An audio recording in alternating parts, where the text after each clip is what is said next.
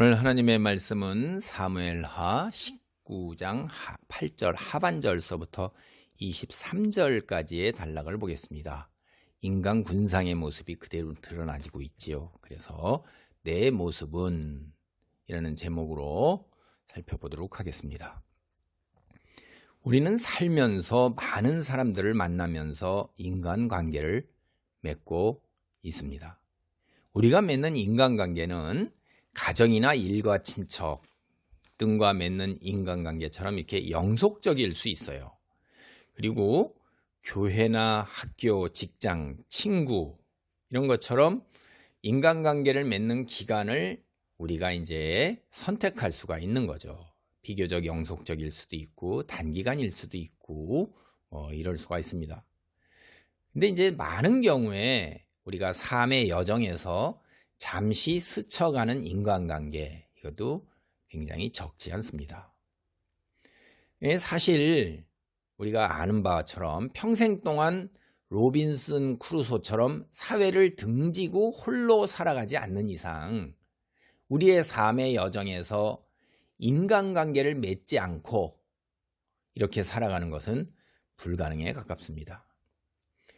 우리가 이처럼 다양한 차원에서 다양한 인간관계를 맺고 사는 것이 우리에게 주어진 삶의 여정일진데, 그리스도인이라면 어떤 모습으로 다른 사람과 인간관계를 맺어야 할까요? 즉, 빛과 소금의 역할, 하나님의 거룩한 백성으로서의 삶의 모습, 이거는 어떠한 모습이어야 할까요? 라는 우리 구체적인 이 인간 삶의 사례 속에서 우리가 찾아볼 수 있을 거라고 제가 생각을 합니다. 오늘 본문이 그거에 대해서 답을 주고 있는 거예요. 좀 더 달리 말하면 이제 다른 사람들에게 보여지는 그리스도인으로서의 나의 모습, 내가 맺는 인간관계 속에서의 나의 그 인성이나 인격, 이것이 어떠해야 하나님 말씀 안에 머무는, 달리 표현해서 하나님 말씀에 순종하는 삶의 모습이 되는 것일까? 이거를 오늘 본문을 통해서 살펴보고자 합니다. 오늘 본문에는 우리가 흔히 접하는 다양한 인간 모습이 나오고 있어요. 그들을 살펴보면 그리스도인이라면 저렇게 해서는 안 되겠구나. 아이고, 그리스도인으로서는 저 모습은 내게 있으면 참 좋겠다. 이런 것들을 우리가 느낄 수 있어야 돼요. 스스로 내 안에 어떤 모습이 있는지 찾아보시기 바라겠습니다.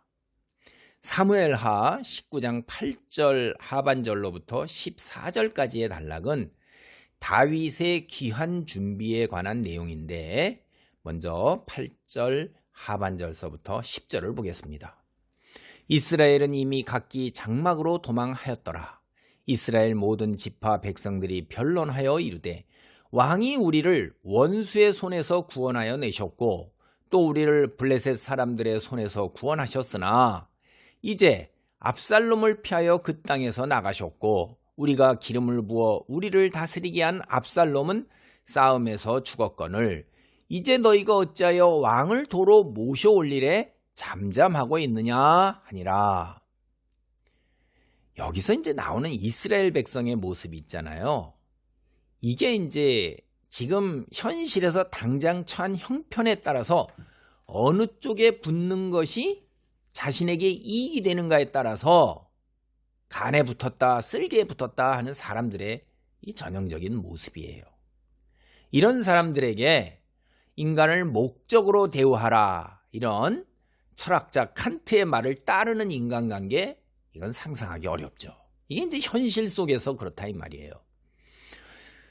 이런 이스라엘 백성 오늘 본문의 모습, 이건 자신의 이익을 앞세우는 거예요. 이들에게 사람의 도리라든가 예를 들면 뭐 그런 것 중에서 신이나 우정 이런 거, 그 다음에 하나님의 말씀에 순종하는 것, 이런 거는 이 사람들에게 있어서는 위선적으로 내세우는 명분에 지나지 않는 거예요.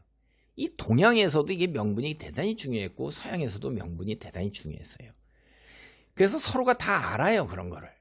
그 다음에 우리 오늘날 이 외교를 맺는 국가 간에서 실리를 취하면서도 마치 그러지 아니한 것처럼 명분을 내세우는 것이 굉장히 중요한 것입니다. 그러지 못하면 이게 우리가 사람들에게 비난과 손가락질을 당하면서 그다음에 매장당하기까지도 한단 말이에요. 그러니까 명분이 굉장히 중요한 거예요. 이게 그러니까 위선이죠. 이게 한마디로. 이스라엘 모든 지파의 백성들이 어떻게 했어요? 오늘 본문까지 지금까지 우리가 살펴보면 다윗을 배반했어요. 현재 왕인 다윗을 배반하고 그 아들 압살롬의 반역에 가담한 사람들이란 말이에요. 그들 스스로가 하나님이 아니에요. 그들 스스로가 기름을 부어서 압살롬을 자신들의 왕으로 세운 거예요. 그리고 압살롬을 따라서 그의 군대가 되어서 다윗을 지금 왕인 다윗을 죽이기 위해 전쟁에 나선 사람들이란 말이에요. 이런 행위 자체가 다윗이 왕이라는 것을 부인하고 다윗을 왕에서 끌어내어 죽이려는 거잖아요. 이런 걸 한마디로 이제 반역이다 뭐 이렇게 얘기를 하고 있죠. 그런데 자신들이 왕으로 추대하고 따르는 압살롬이 죽자마자 그리고 이제 자신들이 전쟁에 패하자마자 즉시로 마음을 돌려서 다윗에게 잘 보이기 위해서 이제 열심을 내고 있는 거예요. 그 이스라엘 백성의 말은 이 오늘 본문 이 단락에서 이제 이렇게 보면 19장 14절까지의 단락 8절 하반절부터 보면 이스라엘 백성이 이렇게 말해요. 다윗이 이스라엘 백성을 원수의 손에서 구원해냈고 또 숙적 블레셋을 물리치고 구원해냈으니 다윗을 왕으로 다시 모셔오자 하고 명분을 내세우는 거예요. 말을 내세우는 거예요. 아니 그러면 왜 처음부터 반역을 하냔 말이에요. 그러니까 현실에서 다윗이 마음에 안 들었으니까 압살롬을 왕으로 세워서 압살롬 편에 붙었다. 압살롬이 이길 거라고 당연히 생각하는 거죠. 근데 졌어요. 이제 어떻게 할 거예요? 그러니까 돌아가는 세상 형편을 보니까 다윗을 대적해서 왕이 되렸던 압살롬이 죽고 이제 어떡할 거예요? 그러니까 다시 다윗 편에 붙는 거예요. 근데 사실 다윗은 한 번도 왕위에서 내려온 적이 없어요. 이제 다윗이 왕이라는 것을 부인하면서 계속해서 나가려면 또 다른 왕을 세워야 하는데 지금 그렇게 왕을 세울 만한 형편이 되지가 않아요. 인물도 없어요. 이런 상황에서 이제 다윗에게 붙어야 생명을 다시 보존할 수 있는 거란 말이에요. 그래서 다윗이 이스라엘의 구원자였다라는 명분을 내세우면서 다시 다윗 편에 서고자 하는 것이고 다윗에게 자신들은 다윗 편이라는 걸 아주 적극적으로 알리면서 다윗에게 구애하고 있는 거예요. 이게 좀 전까지만 해도 다윗의 목을 치려고 그랬던 사람들인데 이게 아주 흔한 세상 사람의 모습인 거예요. 하나님 말씀과 인간의 도리보다 자기의 이익, 탐욕 이게 삶의 기준인 사람들에게서 보이는 아주 흔한 인간의 모습들이라 이 말이에요. 그리고 이어지는 이제 11절로부터 14절의 이야기를 보면 다윗은 아주 현명하고 굉장히 지혜로운 사람입니다. 신앙의 사람이에요. 다윗이 예루살렘으로 돌아올 채비를 할 무렵 북쪽 지파 사람들의 소식이 들려와요. 즉 자신들이 기름 부어 세운 압살롬이 죽었으니 다시 다윗을 왕으로 추대하여 예루살렘으로 모시자 이런 소식을 다윗이 전해 들은 거예요. 사실 압살롬을 왕으로 세운 순간 더 이상 다윗은 자신들의 왕이 아니었어요. 북쪽 지파 사람들이 그래서 주동이 돼서 다윗을 대적을 하면서 이제 압살롬을 왕으로 추대해서 세웠는데 그럴 때에 처음에 다윗을 왕으로 세웠던 헤브론에서 세웠던 유다 지파 사람과 이런 사람들 다시 말해서 이스라엘 12지파가 다 다윗을 대적을 해버린 거죠. 이제 그런데 압살롬이 죽었어요. 이제 이 북쪽 지파에서 사울이 베냐민 지파거든요.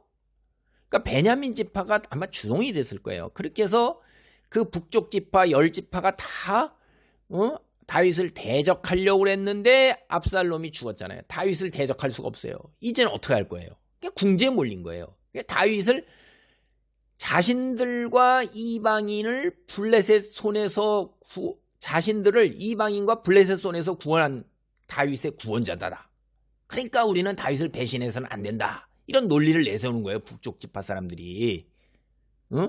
이 남쪽의 두 지파보다도 먼저 다윗을 왕으로 모셔오려는데 앞장서서 그렇게 움직이는 겁니다. 이게.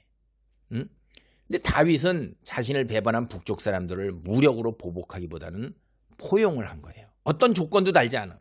그냥 어제의 원수를 그냥 품고 이스라엘 왕으로서 자비를 베푼 겁니다.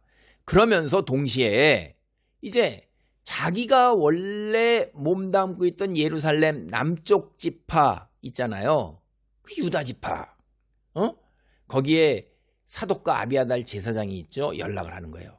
유다 지파 사람들이 다윗을 예루살렘으로 모셔오는 일에 동참하는데 더 적극적으로 나서도록 북쪽 지파 사람보다 더 너희가 앞서서 한 발 먼저 해야 되지 않겠느냐. 북쪽 지파 사람들도 이러한데 현실 판단을 빨리 하라는 거죠. 그러니까 북쪽 지파 사람마저도 다윗을 대적하고 사울 왕을 중심으로 해서 늘 대적해 왔는데 그 사람마저도 현실 속에서 선택이 없다고 다윗을 택하는데 너희는 지금 뭐 하고 있느냐. 너희는 일찍부터 다윗을 왕으로 세워서 다윗을 지지했던 사람들 아니냐.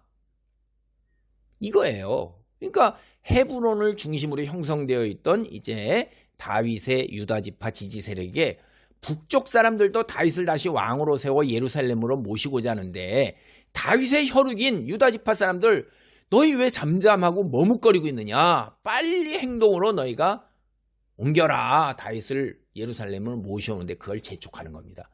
굉장히 지혜롭고 현명한 거예요. 이게. 사실 다윗이 이스라엘을 효율적으로 통치하기 위해서는 어느 한 지파, 즉 자신이 속한 유다 지파의 지지가 굉장히 적극적 지지가 절실한 거예요. 어딘가가 엉덩이를 비빌 때가 있어야 되잖아요. 믿고 의지할 때가 있어야 되잖아요. 근데 현실적으로 다윗을 배반하고 압살롬을 왕으로 세우는데 헤브론 사람들이 다시 동참했단 말이에요. 근데 다시 다윗 편에 서서 다윗을 환영하는 거 이게 그렇게 쉬운 일은 아니죠. 결과적으로 자신들이 다윗을 배반하고 다윗의 등에 칼을 꽂았기 때문에 그렇다 이 말이에요.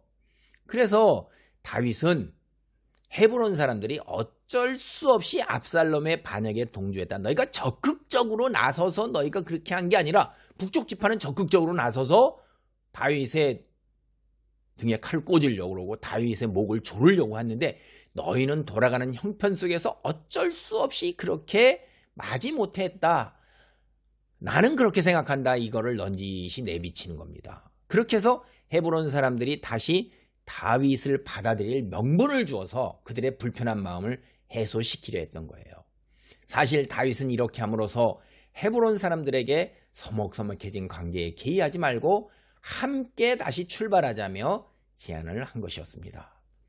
다윗은 압살롬을 노골적으로 도왔던 사람들조차 포용하는 정책을 썼습니다. 압살롬의 총사령관이었던 아마사를 자신의 군대의 총사령관 요압의 자리에 등용해야겠다고 선언을 하는 거예요. 이제 정치적인 의도가 사실 깊은 거예요.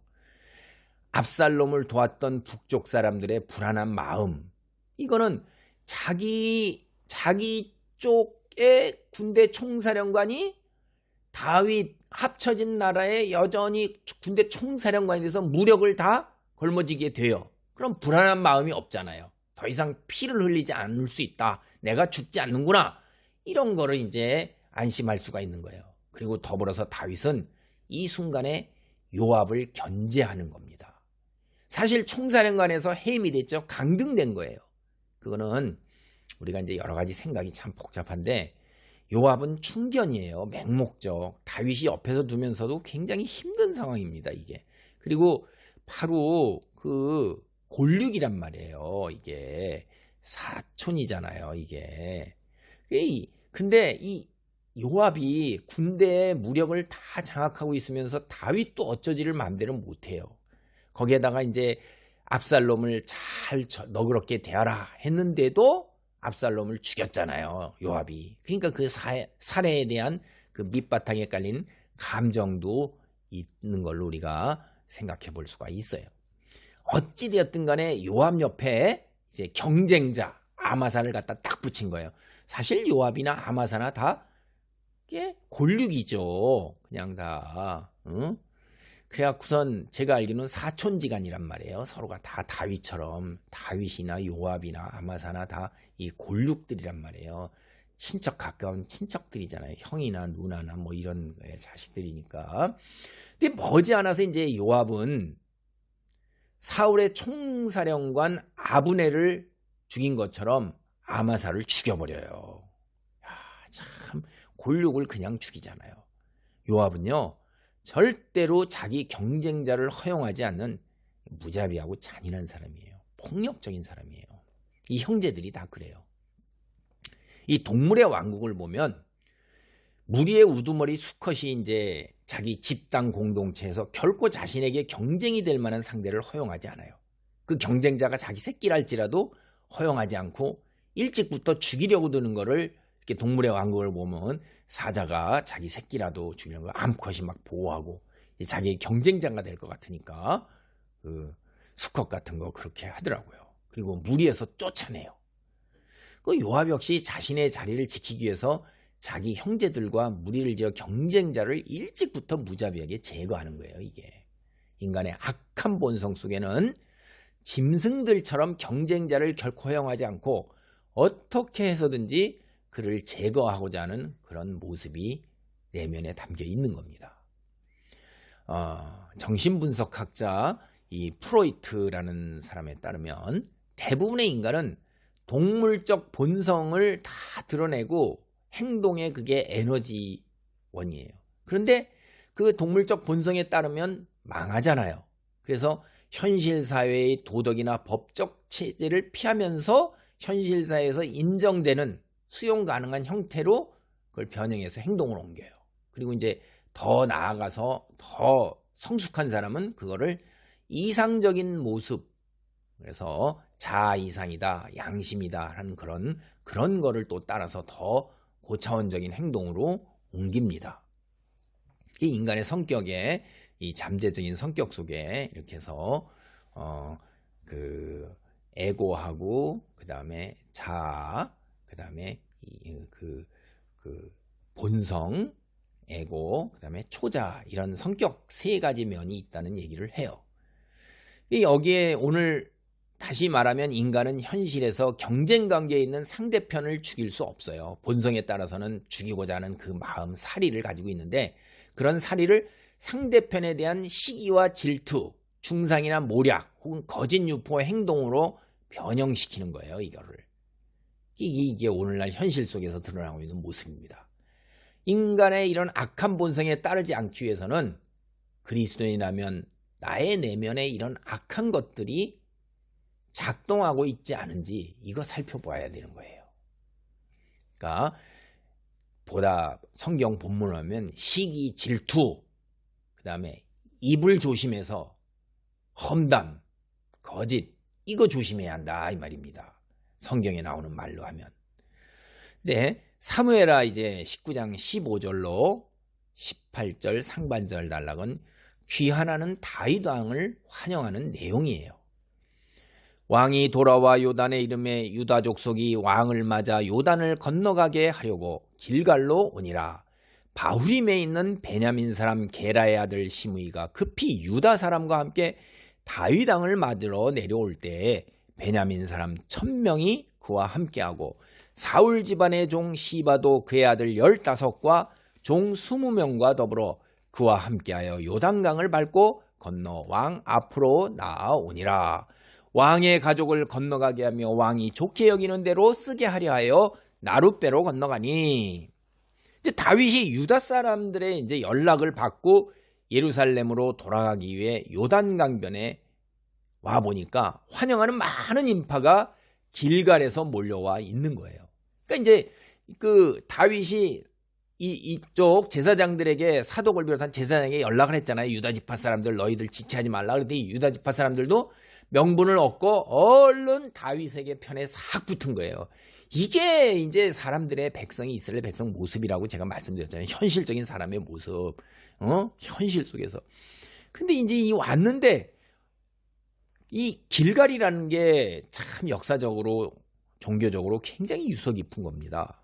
과거에 여호수아가 이스라엘 백성이 요단강을 건널 때 이용한 나루터, 그걸로 요단강을 건너는데 여호수아 3장 16, 17절에 이제 나와 있어요. 아들 압살롬의 반역으로 인해서 떠나갈 때, 피난 갈 때, 망명길에 올 때 소수의 무리하고 밤새워 요단강을 처량하게 건넜어요. 이제 반역자들이 전쟁에서 패하자마자 사람들이 앞다투어서 다윗에게 잘 보이고자 몰려온 거예요. 피난 갈 때는 눈길조차 주진 않고 어디 다윗에게 모습을 드러내질 않았죠. 압살롬 편에 압살롬이 두려워서, 혹은 압살롬 편에 있는 거고 이런 거죠. 근데 이제 새로운 다시 복귀한 다윗, 그 권력 앞에 사람들은 얼굴 내미는 거예요. 얼굴 내미는 거예요. 눈도장 찍는 거죠. 다윗은 마음을 새롭게 하면서 참 다단한 생각이 많이 건넜을 거예요. 여호수아 생각서부터 옛날 선조를 생각하면서 이제 요단강을 건너갔던 것입니다. 다윗이 건넌 나루터, 이게 길갈에서 약 6km 정도 떨어진 곳이에요. 제가 길갈이 굉장히 종교적 관점, 역사적 관점에서 굉장히 유서 깊은 거라고 그랬죠. 여러분 보시면 여호수아가 40년의 광야 생활을 마치고 이제 가나안에 입성했어요. 그때 이스라엘 백성에게 바로 여기서 할례를 행한 겁니다. 길갈이. 할례라는 게 뭐예요? 포피를 잘라내잖아요. 그러니까 애굽 생활에서 노예 생활의 그 수치, 자유인이 아닌 노예로서 최 밑바닥에 하나님의 백성이 가장 인간의 밑바닥 생활에 자유 없는 굴레 속에서, 속박 속에서 살아가는 것, 이거를 잘라낸 거예요. 오늘날 우리가 세대가 바로 이 죄의 종의 그 매인 걸 잘라내는 겁니다. 이게 세례도 그런 의미를 상징적으로 가지고 있어요. 이제 자유인이 됐어요. 여호와와 이스라엘의 언약, 하나님의 백성이 됐고 하나님만을 섬기는 자유인이 된 그 언약을 맺어요. 하나님만을 섬기기로. 그거를 시내산에서 맺은 거를 길갈에서 다시 여호수아의 주도 아래 새로 확인을 했어요. 그게 여호수아 5장 3절로 9절입니다. 이게 이스라엘 민족, 이스라엘 백성 정체성이에요. 이게 하나님의 백성이라는 것, 하나님과의 언약 관계에 있는 것, 하나님이 여호와예요. 여호와. 이게 정체성이에요. 자기네는 하나님을 떠나서는 있을 수가 없는 거예요. 그때 백성이, 민족이 시작이 되는 거잖아요. 이게 굉장히 큰 의미죠. 길갈이 또한 우리가 사무엘상 11장 14절을 보면 이렇습니다. 사무엘이 백성에게 이르되 오라, 우리가 길갈로 가서 나라를 새롭게 하자. 이제 여호와께서 사울을 왕으로 세울 때 이때 암몬 사람을 갖다가 물리칩니다. 이때 물리치고 나서 백성에게 이스라엘의 구원을 베푸셨으니 여호와께서 이제 길갈로 가서 나라를 새롭게 하자. 그리고선 사울을 거기서 정식 왕으로 다시 이제 삼고 화목제를 드리고 백성이 다 기뻐하는 거예요. 이게 길갈입니다. 사무엘의 지휘 아래 이스라엘 백성들이 하나님 앞에 새롭게 태어난 곳이라 이 말이에요. 다시 말씀드리면 길갈은 하나님께서 그의 백성에게 베풀어 주신 은혜를 상기시키는 곳이었어요. 다윗이 망명을 갔다가 길갈로 돌아오는 것, 다윗이 여호와의 은혜를 입고 하나님과 이스라엘 백성에게 회복되는 것을 상징하고 앞으로 다윗 자신도 반역에 가담한 자들에게 자비와 은혜로 대할 걸, 이걸 기대하게 만드는 것입니다. 오늘 읽은 본문 속에서 환영 인파 속에서 요단강변에 눈에 띄는 사람이 망명길에 오른 다윗을 그렇게 저주했던 시므이예요. 시므이. 그런데 그가 혼자 오질 않았어요. 베냐민 지파 1000명을 데리고 오고 심지어 무비보셋의 종 시바까지도 데려왔어요.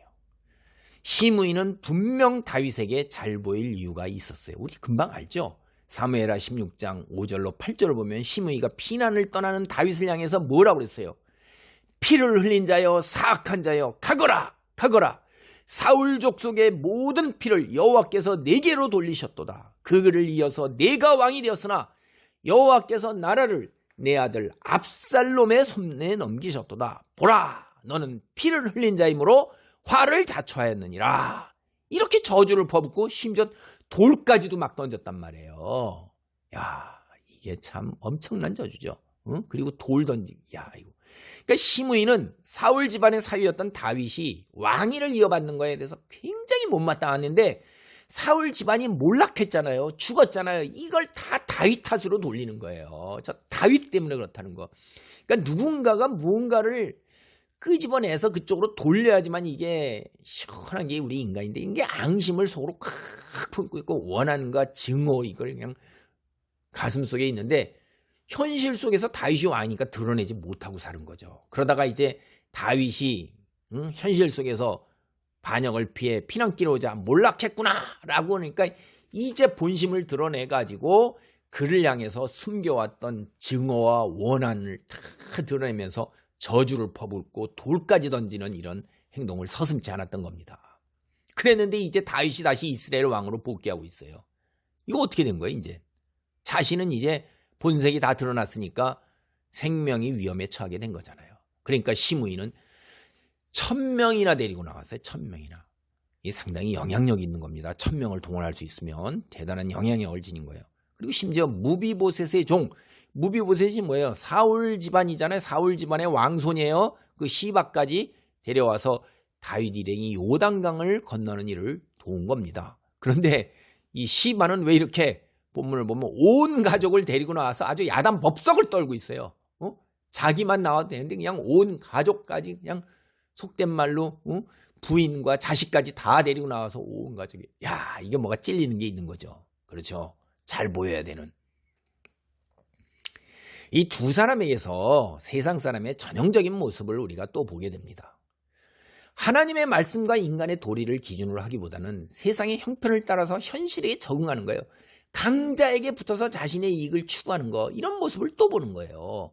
시므이는 베냐민 지파 사람 1000명을 데리고 나와서 자신을 쉽게 보지 말라는 암시를 다윗에게 보여주고 있는 거예요. 자기가 동원할 수 있는 세력을 다 데리고 나온 겁니다.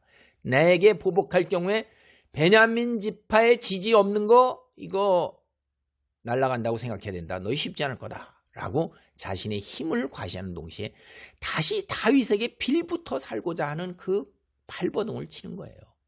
여기서 이제 시바 주인 무비보셋을 모함한 일이 드러나면 자신의 생명 어떻게 해요? 보존하는 일이 어려울 수 있어요. 그러니까 그냥 과도하게 일가 친척 부인 자식까지 다 동원해가지고선 다윗에게 과도하게 충성 헌신하는 모습을 보이고 있는 거예요. 이게 지나치는 거는 부족한 것만도 못하다는 거죠. 여러분 이거 살면서 이거 잘 판단해야 돼요. 사실 이 두 사람 모두 다 사실은 뭐죠? 겉과 속이 다른 전형적인 세상 사람들의 모습이라 이 말이에요. 우리 교회 공동체 안에도 겉과 속이 다른 사람 없어요?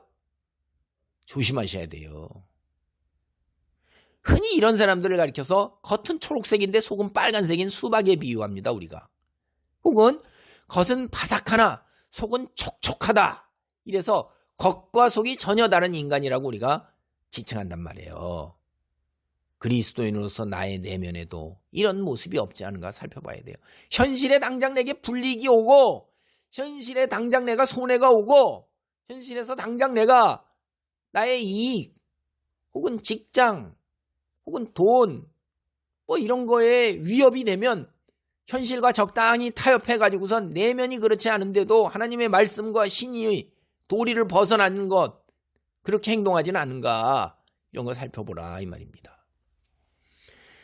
사무엘하 19장 18절 하반절로부터 23절 단락은 이제 시므이가 자신이 한 행동을 다 하니까 다윗에게 용서를 구하는 내용이에요. 한번 보겠습니다. 왕이 요단을 건너가게 할 때 게라의 아들 시므이가 왕 앞에 엎드려 왕께 아뢰되 내 주여 원하건대 내게 죄를 돌리지 마옵소서. 내 주 왕께서 예루살렘에서 나오시던 날에 종의 패역한 일을 기억하지 마시오며 왕의 마음에 두지 마옵소서. 왕의 종 내가 범죄한 줄 아옵기에 오늘 요셉의 온 족속 중 내가 먼저 내려와서 내 주 왕을 영접하나이다 하니 수르야의 아들 아비새가 대답하이르되 시므이가 여호와의 기름 부신 자를 저주하였으니 그로 말미암아 죽어야 마땅하지 아니하니까 아니라 다윗이 이르되 수르야의 아들들아 내가 너희와 무슨 상관이 있기에 너희가 오늘 나의 원수가 되느냐? 오늘 어찌하여 이스라엘 가운데에서 사람을 죽이겠느냐? 내가 오늘 이스라엘 왕이 된 것을 내가 알지 못하리요. 하고 왕이 시므에게 이르되 네가 죽지 아니하리라 하고 그에게 맹세하니라. 사실 시므의 심정은 이거요. 한마디로 죽을 지경이에요. 이게 아주 그냥 자신의 판단대로 하면 다윗은 돌아오지 못하고 끝장나야 되는 건데, 아니 근데 그가 다시 요단강을 다시 건너 돌아오잖아요. 왕으로 오잖아요. 그러니까 이제 시므이는 다윗 앞에 넙죽 절하고 엎드려서 염치 체면 뭐 이런 거 다 내려놓고 뒹굴뒹굴 살려달라고 애걸복걸할 수밖에 달린 무슨 방도가 없는 거예요. 다윗 손에 달려 있으니까. 그래서 이제 그는 자신의 잘못을 뉘우치고 사죄하는 마음으로 이렇게 베냐민 지파 사람들 중에서 가장 먼저 나왔습니다. 자기가 제일 먼저 나왔습니다. 앞장서서 나왔습니다. 이렇게 하는 거예요. 그리고 동족 1000명을 끌고 나왔단 말이에요.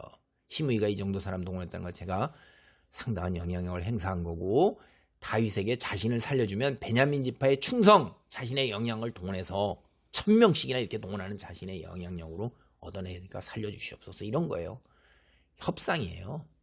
이게요, 진실한 게 아니에요. 겉과 속이 다른 인간들 처세에 능해서 잔머리를 잘 굴리는 거예요. 이게 현실의 인간의 대부분의 사람들의 모습인 것입니다. 잔머리를 굴리는 거예요. 다윗의 옆에서 이 말을 듣고 있는 아빗의 이제 단순하죠. 굉장히 단순합니다. 처음에 시므이를 만났을 때, 피난 갈 때, 사무엘하 16장 9절 보면 피난 갈 때 그때도 이런 얘기를 해요. 이자 죽여야 됩니다. 이렇게 말하는 거예요. 이 수르야의 형제들이요, 3사람이 있었는데 다 피가 다 무관이고 무장인데 충동적이고 폭력적이에요. 피 속이지 못해요. 형 요압처럼 사람 죽이는 거를 순간에 그냥 퍽 하고 아무 생각 없이 이걸 아무 개념이 거리끼지 않는 거예요. 지혜롭게 판단하기보다는 감정에 휩쓸려 충동적으로 행동하는 경향을 지니고 있어요. 사실은 저도 이런 부분이 있어가지고 굉장히 고민이고, 근데 저도 모르게 이렇게 충동적으로 즉흥적으로 분노가 솟아오르고 이러는 거예요. 이거 절제하지 못해서 제가 아주 그냥 저도 죽겠습니다. 이것 때문에 그냥 정말 거의 대부분의 사람들이 이런 아비새와 같은 거예요.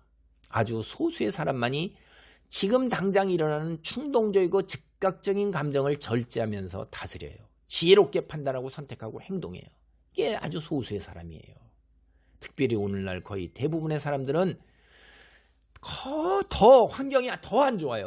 즉각적 욕구 충족에 휩싸일 수밖에 없는 환경이 오늘 우리가 살아가 있는 사회고, 미래 환경도 그래요. 자신의 감정과 욕망을 절제하고 통제하지 못하는 환경이 우리를 더 뒤엎고 있다는 말이에요. 그거는 불확실성 때문에 그런 거예요. 미래를 내다보면서 지금 처한 현실을 인내하고 참고 기다릴 때 미래가 우리가 참고 기다리고 인내한 것에 대한 보상을 확실하게 주느냐 말이에요. 그렇지 못해요. 불확실성이에요. 오늘날은 현실에서 인내하고 참고 기다려서 우리가 원하는 것을 미래에 얻을 수 있고 가질 수 있는 그런 것을 확보할 수 있는 그런 시사 근거를 주지 못해요. 그래서 오늘날과 미래사회의 특성이 불확실성입니다. 이게 지배하고 있기 때문에 사람들이 다 즉각적이고 충동적이고 지금 당장으로 몰려가는 거예요. 이게 우리의 나쁜 본성을 어둠의 세력들이 환경을 그렇게 만들고 더욱더 그것이 이렇게 발현되도록 불을 지피고 있는 거죠. 그렇다고 해서 우리가 그리스도인인 우리에게 우리가 하는 선택하는 즉각적 충동적 행동이 정당화되고 합리화될 수는 없어요. 하나님께서는 그걸 우리를 용납하시지 않습니다. 성령에 휩싸여 있게 되면 성령으로 하나님 말씀으로 이런 불확실성을 넘어서서 우리는 이미 승리한 싸움, 천국에 들어가는 싸움, 영생이 보장되어 있는 싸움을 하고 있는 거기 때문에 우리에게는, 믿는 자에게는 불확실성이라는 것이 없습니다. 확정되고 확정된 것입니다. 그러니까 우리가 이런 것에 지배를 당해서는 안 되는 거예요. 그래도 내 마음대로 되지 아니하고 틈을 타고 들어오는 어둠의 세력 때문에 우리는 늘 기도하고 맞부딪혀 싸워야 돼요. 오늘날 내 모습에 아비새와 같이 즉흥적이고 충동적인 모습이 들어있지 않은가 살펴봐야 합니다. 그리스도인은 오늘날 당면한 현실의 어려움을 도피하는 것이 아니라 오히려 주의 뜻을 분별하여 주의 때까지 참고 기다려야 합니다. 성경이 그렇게 얘기하고 있는 거예요. 제가 여러분을 보고 그렇게 하라고 도덕적으로 말씀드리는 게 아니에요. 나의 뜻과 나의 소원이 우선되는 것이 아니라 하나님의 뜻에 따라 내가 짊어져야 할 십자가 감당해야 되는 거예요. 묵묵히 감수해야 되는 거예요. 참고 또 참고 기다려야 하는 거예요. 성경이 그렇게 말하고 있어요. 제가 말씀드리는 게 아니에요. 저도 그렇게 못합니다. 성령의 역사로 하기를 원하고 그럴 때 할 수 있다고 믿고 나아가는 것입니다. 나날이 조금씩 성장한다는 걸 저는 믿습니다. 실패야 실패의 연속이지만 그러나 0.01mm라도 나날이 변화돼서 5년, 10년 후가 더 달라지고 성숙한 모습으로 나아갈 것을 믿습니다. 참으로 그리스도인으로 살아가는 것, 이 세상 속에서 공중권세 잡은 자들과 그들의 추종자들이 횡행하고 그들이 휘몰아치는 세상에서 참으로 어렵고 또 어렵습니다. 다윗은 현명한 신앙의 사람이었습니다. 그래서 시므이를 죽이면 분풀이를 할 수 있지만 그 뒷감당을 해야 한다는 것을 잘 알고 있었습니다. 앞서 피난길에서는 시므이를 죽이지 아니하고 하나님께 맡겼어요. 이번에는 현실적인 이유로 자기가 시므이를 죽이지 않는 겁니다. 다윗은 베냐민 지파 사람 1000명을 내리고 나온 이유를 정확하게 판단했어요. 시므이가 그를 죽이면 베냐민 지파의 지지가 사라진다는 것을 아는 거예요. 단순히 자신의 분을 풀고자 하지 않습니다. 다윗은 오늘은 좋은 날이니 어떻게 살생이 있겠느냐면서 결코 그가 죽지 않으리라는 맹세를 했습니다. 이렇게 말함으로써 시므이를 살려주는 이유가 그의 정치적인 협상 제안 때문임을 감춘 겁니다. 이 시므이와 다윗 대단한 사람들이에요. 서로 필요한 것을 내놓고 꾀를 피워서 사실은 협상을 했던 거예요. 이게. 근데 그게 비록 겉으로 드러나지 않는 거예요. 오늘날 외교가가 이런 거예요. 외교가가. 국제 외교가 다 이런 겁니다. 비록 다윗은 시므이와 협상을 하면서 그를 살려주지만 사실 이건 겉으로 드러나는 표면적인 걸 뿐이에요. 여러분 성경을 더 읽어보면 열왕기상 2장 8절로 9절과 36절 46절을 보면 사실 다윗은 시므이에게 사형 선고를 내렸어요. 다만 그 사형의 형 집행을 보류하고 있을 뿐이에요. 뒤에 가서 또 살펴보겠습니다. 여기서 우리는 세상에서 벌어지는 일들이 눈에 보이는 것과 사람들이 입으로 내뱉는 말이 전부가 아니라는 것, 이것 또한 깨달아야 되는 거예요. 이게 신앙인의 지혜고 통찰력인 거예요. 오늘 말씀을 정리합니다. 나의 내면 속에 웅크리고 있으면서 때를 따라 꿈틀거리며 드러내는 인간 본성의 모습은 무엇인가요? 오늘 본문에서 살펴본 이스라엘 백성의 모습인가요? 아니면 시므이나 시바 그리고 아비새와 같은 모습인가요? 그리스도인으로서 다윗과 같이 지혜로운 신앙인의 모습을 닮아가기를 기도합니다. 아멘. 할렐루야. 아버지 하나님 감사합니다. 오늘 성경 본문을 통하여 수많은 인간 군상의 모습 속에 나 또한 아버지 들어있음을 깨닫습니다. 내게 있는 악한 모습, 하나님의 말씀을 따르지 아니하고 순종하지 아니하고 세상에서 잔머리를 굴려 세상의 유익을 취하는, 세상의 것들을 취하고자 하는 그런 아버지 쓸개 빠진 모습이 아니라 세상에 손해보더라도 세상에서 어려움을 겪더라도 그리스도에서 빛과 소명을 감당하는 삶의 자리를 꿋꿋하게 지켜나갈 수 있는 다윗과 같은 사람이 되도록 축복하여 주옵소서. 예수님의 이름으로 기도하옵나이다. 아멘.